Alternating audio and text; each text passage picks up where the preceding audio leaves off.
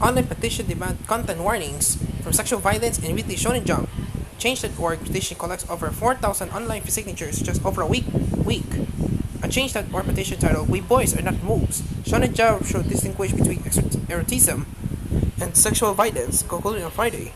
After collecting over 4,000 online signatures in just over a week, the campaign organizer, a man named Shimanobu Sekiguchi, demanded that weekly Shonen Jump should include content warnings and explanatory notes and panels concerning sexual violence.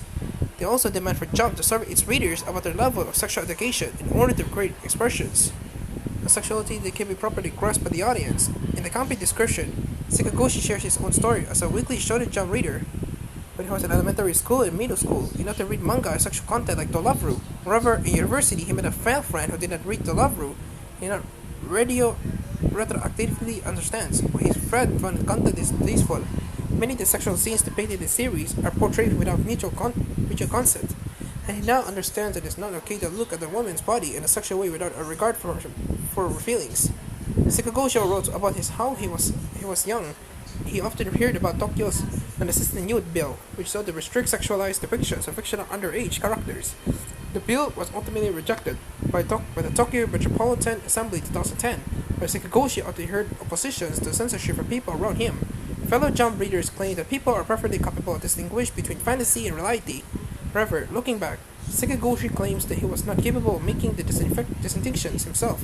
He recounts a time from the elementary school when a group of boys sexually harassed some girls, but he didn't speak up because he thought boys would be boys.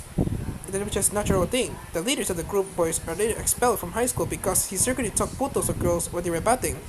As an adult, Sekiguchi now believes that the consensual sexual elements in Jump manga were not created by people who clearly understood the difference between fantasy and reality, but rather that they are manifestation of the general lack of sexual education in society. Personally speaking, I feel comfortable when I look at Jump these days and how it gleefully sells women's bodies as if they are livestock. Perhaps I don't believe that they don't want to criticize even between girls. There are more manga these days when I show girls sexually harassing other girls. I want the Jump readers to realize that, regardless of who is doing it, sexual acts performed without the consent of both parties with sexual violence and hurts people, he wrote. Andre claims that he does not want the manga to be written in education materials.